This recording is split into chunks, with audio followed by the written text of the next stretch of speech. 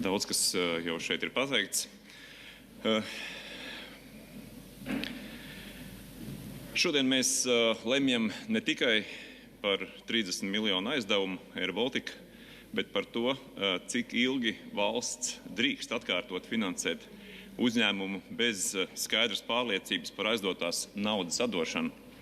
Nacionālais aviācijas uzņēmums jau gadiem strādā ar zaudējumiem, un arī nākotnes prognozes liecina par nepieciešamību pēc nākamā daudzmiljonu papildu valsts finansējumu. Tas nozīmē, ka šis aizdevums nav nekāds risinājums, bet vairāk tāda kā dārga ielāpa uzlikšana, īslaicīgs risinājums. Tiek runāts par tilta finansējumu, taču nav skaidrs, uz kurieni tad šis tilts vedīs.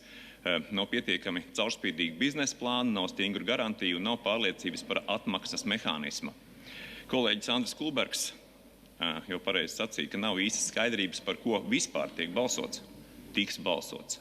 Kāds ir plāns, kāpēc 30 miljoni, ja ar šiem 30 miljoniem tāpat neatrisinās Air Baltica problēmas, tāda kā ugunsgrēka apdzēšana sanāk.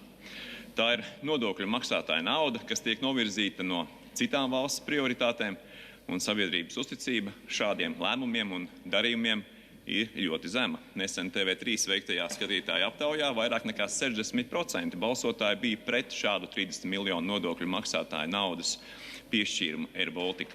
Tas, protams, nav pilnībā objektīvs rādītājs, tomēr to vajadzētu ņemt vērā. Tas ir signāls, ka liela vai pat lielākā daļa sabiedrības ir noskaņota negatīvi par šādu aizdevumu, turklāt ar neskaidru naudas atdošanas procesu. Domāju, ka neviens jau nav pret nacionālo aviokompāniju starp mums, bet ir pret šāda veida finansējumu, kas tiek piešķirts bez skaidriem nosacījumiem. Ja šis aizdevums tiek piešķirts, tam jābūt ar stingriem nosacījumiem. Pretējā gadījumā mēs riskējam atkal pēc laika stāvēt šeit un runāt par nākamo aizdevumu summu. Paldies!